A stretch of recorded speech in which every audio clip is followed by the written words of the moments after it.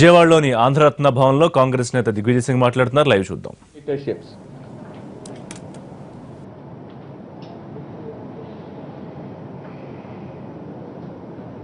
RSS has never accepted the Indian constitution framed by under the chairmanship of Baba Saheb Ambedkar. And if you see the history and the writings of their mouthpiece, Indian organizer, and other RSS leaders, you would find that they never believed in the Indian constitution.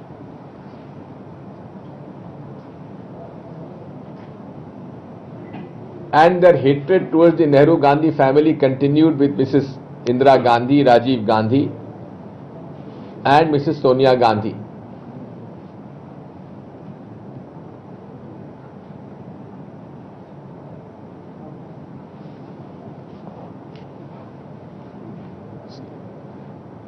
They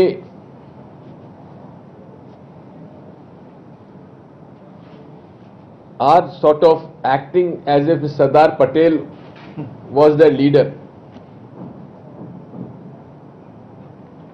Let us not forget Sardar Patel was the Home Minister who banned RSS after Mahatma Gandhi's assassination. They are projecting Sardar Vallabhbhai Patel as if he was an RSS leader. If they want to construct a huge statue of Sardar Vallabhbhai Patel, we are very happy about it. But I would like to remind them, why are they not constructing the statue of Guru Golwalkar? Why are they not constructing the statue of Dr. Hedgewar? Why are they shy of accepting Guru Golwalkar as their leader? Why are they shy of declaring Dr. Hedgewar as the founder of RSS? Why? They should be bold enough, brave enough to accept the fact that yes,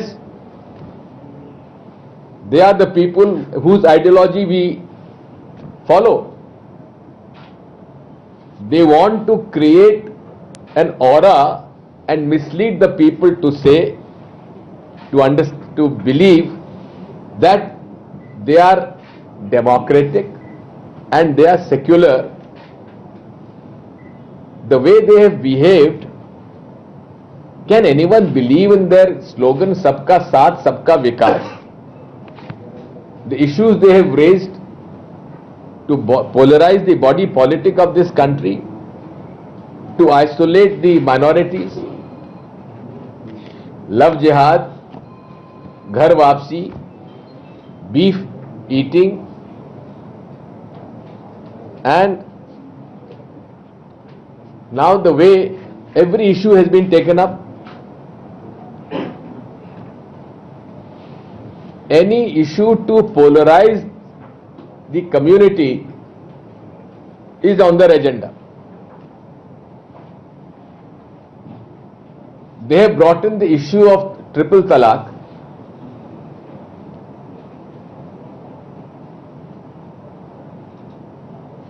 and uniform civil code. All this is being done to hide their failure on every election promise they have made. The unemployment is increasing. They had promised 2 crore people to be employed in every year. Not even 15% of that has been achieved. They had promised to bring 40 lakh crore of black money in foreign countries. What they have been able to achieve is only around about 4,000 crores, and that too in taxes it will be much less. Even in the IDS scheme that they had launched, they have been able to fined only 60,000 crores, in which targets were given to the income tax authorities, and they harassed the total trading community and the businessmen of this country.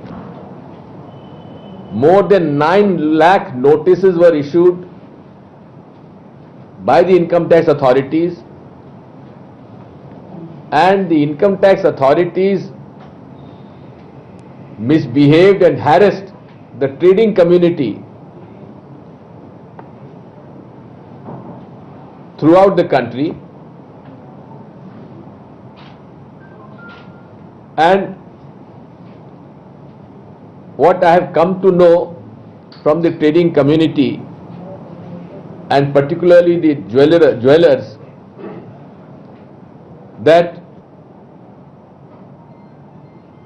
they not only had to declare a certain amount but had to pay under the table to the tax authorities. When I contacted some of the tax authorities, they told me that we've been able to collect money for the BJP also under the directions of Mr. Amit Shah. This is an allegation I am giving on record. Let Mr. Amit Shah deny this. They are using the income tax authorities to raise funds for their party. Now, on the issue of Ekta Divas, Mrs. Indira Gandhi stood for national integration. Her supreme sacrifice on 31st October happens to be the birthday of Sardar Vallabhbhai Patel also.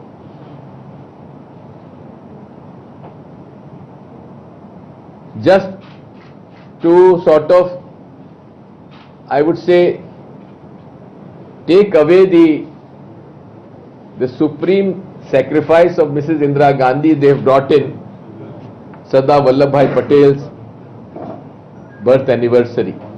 We have no problem. We don't mind if Sardar Vallabhbhai Patel's birthday is celebrated,